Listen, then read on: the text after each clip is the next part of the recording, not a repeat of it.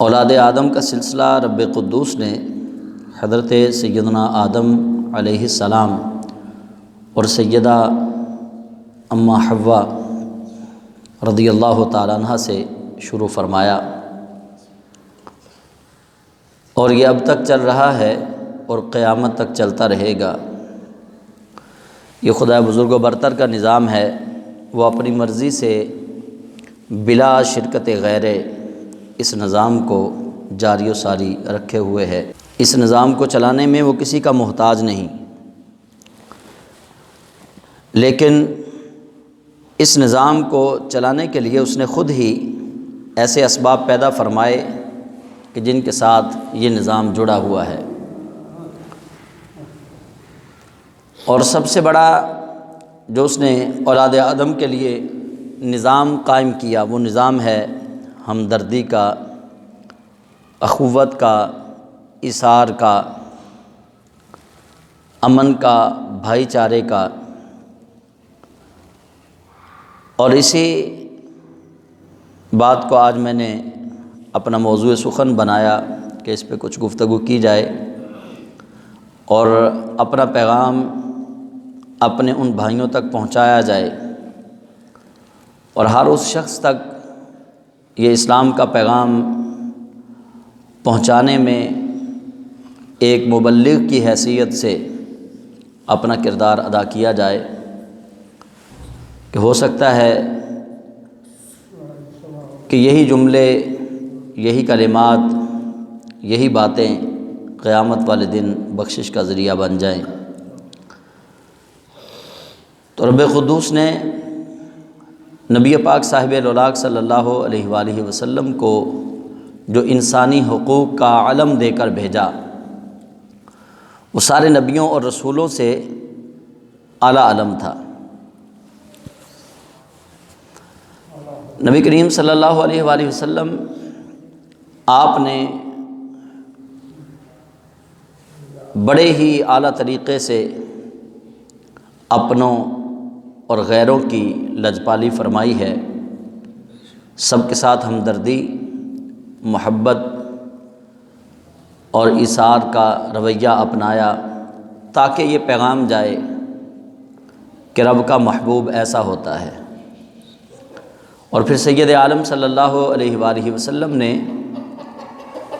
اپنی امت پر بھی احسان فرمایا اور امت کو بھی یہی تعلیمات ارشاد فرمائیں۔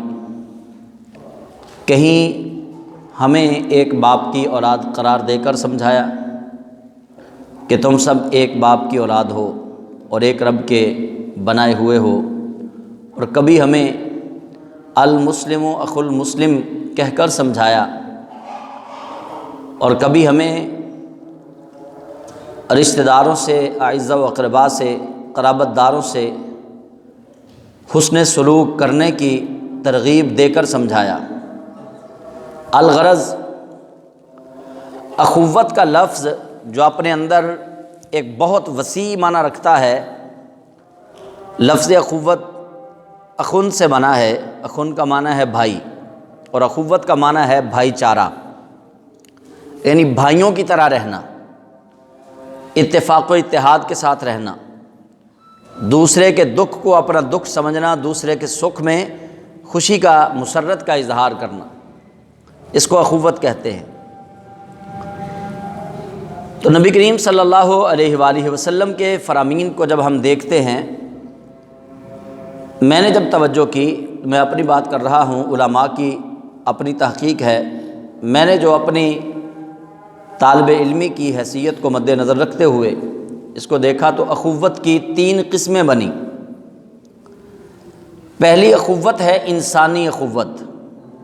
انسانی بنیادوں پر جو اللہ کے حبیب علیہ السلام نے اخوت قائم کی، اور خود اس کا عملی طور پر نمونہ بھی پیش کیا۔ اپنے تو اپنے، پرایوں کے ساتھ بھی اپنوں والا سلوک کیا، یہی اخوت ہے۔ اپنا کوئی آیا اس کے ساتھ بھی رحم، اور غیر کوئی آیا اس کے ساتھ بھی رحم۔ کوئی سلام کرنے والا آیا اس پر بھی رحم کیا، کوئی گالیاں دینے والا آیا، پتھر مارنے والا آیا اس پر بھی رحم کیا۔ یہ ہے اخوت انسانی کی مثال۔ ایسی مثال حضور سید عالم صلی اللہ علیہ وسلم کے علاوہ کوئی پیش نہیں کر سکتا۔ اور دوسری ہے اخوت ایمانی۔ اخوت ایمانی جس کا قرآن پاک میں ذکر ہے، انما المؤمنون اخوہ، بے شک مومن آپس میں بھائی بھائی ہیں، یہ اخوت ایمانی ہے۔ اور تیسری قسم، اس دوسری قسم کے اندر ہر مسلمان شامل ہے، یہ وہ اخوت کا پیغام ہے جو ہر مومن کے لیے ہے۔ پہلا اخوت کا پیغام ہر حضرت آدم علیہ السلام کی اولاد کے فرد کے لیے ہے کہ وہ اخوت تمام کے لیے، چاہے وہ مشرکین ہوں، چاہے وہ منافقین ہوں، چاہے وہ کافرین ہوں، ایک ایسا اصول وضع فرما دیا اخوت کا کہ لوگوں کو ایک امن کا پیغام دیا حضور سید عالم نے عالمی طور پر، وہ ہے اخوت انسانی۔ انسانی بنیادوں پر دوسروں پر رحم کرنا، انسانی بنیادوں پر دوسروں کی خوشیوں میں شریک ہونا، انسانی بنیادوں پر دوسروں کے دکھ کے اندر اس کا مداوع کرنے کے لیے شریک ہونا۔ اور دوسری قسم ہے ایمان کی بنیادوں پر ایک دوسرے کے دکھ اور سکھ میں شریک ہونا، ایمان کی بنیاد پر دوسرے کے دکھ کو اپنا دکھ سمجھنا اور اس کے سکھ کو اپنا سکھ سمجھنا۔ اور تیسرا ہے وہ اخوت کا معیار جو اللہ کے حبیب علیہ السلام نے، اور قرآن پاک کے اندر متعدد آیات ہیں اس بارے میں، وہ اخوت ہے حقیقی بھائیوں سے جو قریبی رشتہ دار ہیں، جو خونی رشتہ دار ہیں۔ اولو الارحام قرآن پاک میں انہیں کہا گیا، خونی رشتہ دار، ان کے ساتھ اخوت۔ یہ تین طرح کی اخوت کا پیغام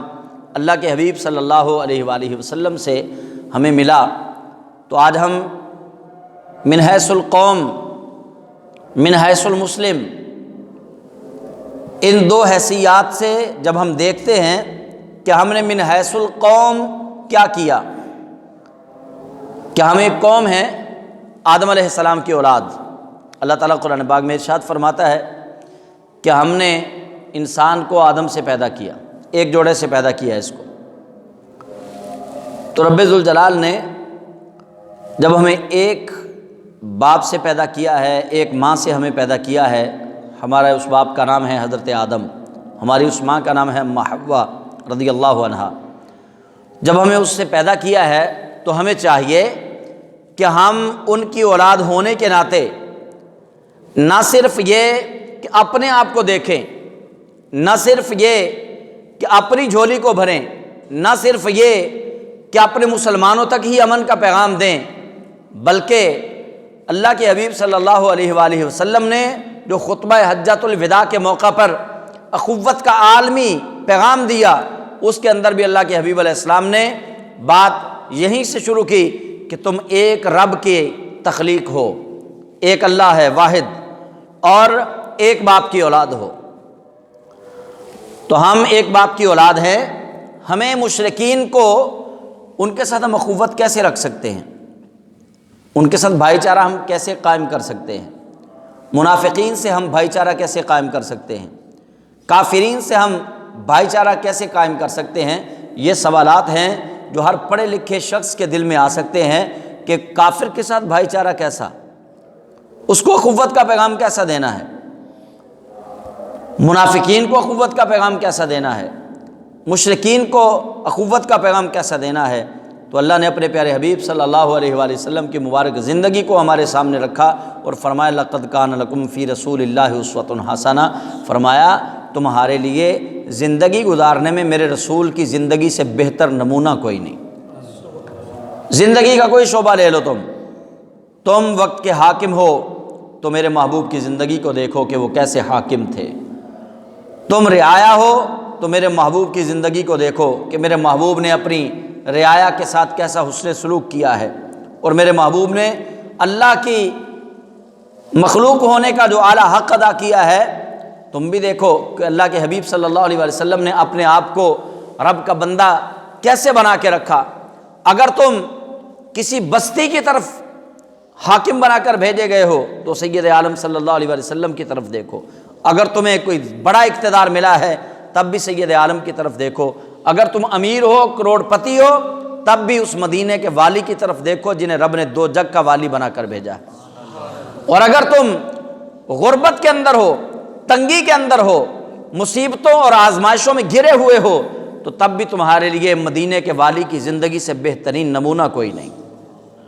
کہ حضور سید عالم صلی اللہ علیہ وآلہ وسلم نے فقر کو اختیار کیا، غربت کو اختیار کیا۔ ورنہ یہ ہو سکتا ہے کہ رب کا حبیب ہو اور کئی دن تک چولہے میں آگ نہ جلے؟ یہ ہو نہیں سکتا کہ رب کا حبیب ہو، جو رب اپنے کعبہ کے لیے، اپنے گھر کو بچانے کے لیے ابابیلوں کا لشکر بھیجے، وہ اپنے محبوب کے لیے آسمان سے من و سلوہ نازل نہیں فرما سکتا تھا؟ یقیناً بنی اسرائیل سے بہترین کھانا اپنے حبیب کے لیے بھجوا سکتا تھا، لیکن رب قدوس نے بتایا ہے کہ محبوب ہو تو ایسا ہو۔ یہ ہے محبوبیت کہ فقر کے اندر رہ کے بھی کہتا ہے کہ مولا تو میرا خلیل ہے، تنگی کے اندر رہ کے بھی کہتا ہے مولا تو میرا خلیل ہے، آزمائشوں اور مصیبتوں کا سامنا کر کے بھی کہتا ہے کہ مولا تو میرا خلیل ہے۔ اور صدیق اکبر سے سرکار دو عالم صلی اللہ علیہ وسلم فرماتے ہیں کہ ابو بکر، اگر رب کے سوا میرا کوئی خلیل ہوتا تو تو ہوتا، اگر رب کے سوا میرا کوئی خلیل ہوتا تو تو ہوتا، میرا خلیل صرف اللہ ہے۔ اتنی آزمائشوں کے باوجود بھی تو حضور سید عالم صلی اللہ علیہ وسلم نے ہر زندگی کے شعبے کے لیے ہمیں مثال دی ہے۔ ہم دیکھتے ہیں، سوچتے ہیں کہ یار مشرکین کے ساتھ اخوت کا کیسا کام، ان کو اخوت کا کیا پیغام دیں؟ ہم انسانی بنیادوں پر دیکھیں گے کہ وہ آدم علیہ السلام کی اولاد ہیں، اس حوالے سے ہم اخوت کو قائم کریں گے۔ اور اس اخوت کو ہم نے قائم کیسے کرنا ہے؟ جیسے مدینہ کے تاجدار سید الانبیاء صلی اللہ علیہ وآلہ وسلم نے قائم کیا کہ اللہ کے حبیب صلی اللہ علیہ وسلم کے پاس اگر کوئی مسلمان اور منافق آ جائے، مسلمان اور کافر آ جائے، مسلمان اور مشرک آ جائے، دونوں اپنا اپنا مقدمہ لے کر آ جائیں، اگر سچا مشرک ہے تو رب کے حبیب نے مسلمان کو رعایت نہیں دی، جو دونوں میں سچا ہے فیصلہ اس کے حق میں فرمایا ہے۔ اس پر بہت ساری روایات شاہد و عادل ہیں۔